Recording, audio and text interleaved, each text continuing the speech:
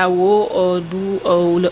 le président sénégalais Bassirou Diomaye Diakhar Faye, comme l'a annoncé tout à l'heure, Cheikh doit arriver dans le pays pour entamer des discussions avec les putschistes, alors que les médias privés, notamment les radios, sont toujours interdits de diffusion.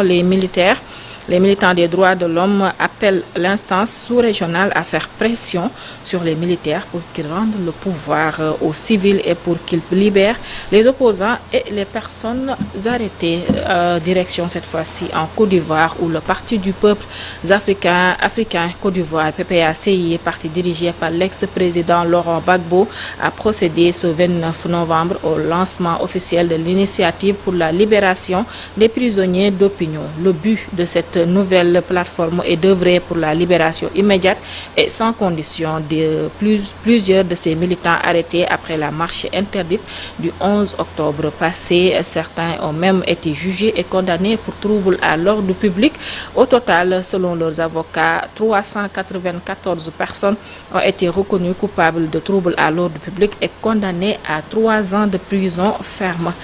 Direction cette fois-ci à Israël, où le Premier ministre Benjamin Netanyahu a créé la surprise dimanche 30 novembre en soumettant une demande de grâce au président Isaac Herzog, une requête exceptionnelle, d'autant plus que Benjamin Netanyahu, toujours en plein procès, n'y reconnaît aucune responsabilité. Dans sa lettre au président, le Premier ministre affirme que cette grâce présidentielle permettrait de réparer les divisions entre les différentes parties du peuple et d'apaiser les tensions, renforçant ainsi la résilience, rapportent nos confrères de la RFI.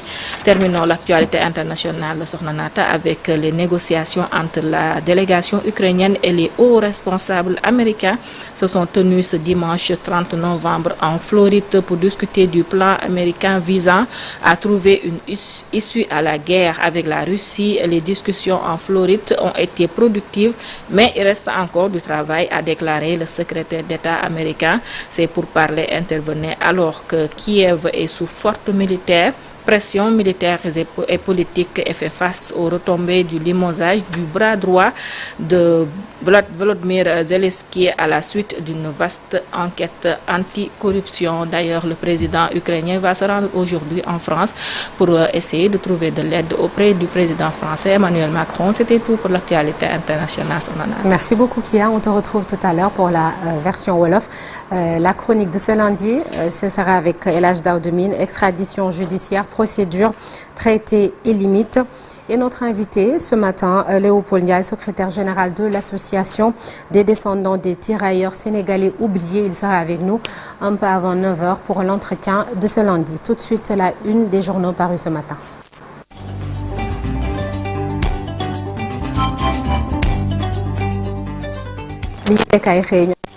Chérif ñu tàmbale ak l'observateur. L'observateur la ñuy tàmbale ak image bi mi ngi nii raglu na Mesrine ab pétrolier turc la moom nag dafa yàpp gis nga ko carburant bu bëree bëri opération bi nga xamante ni à haut risque la.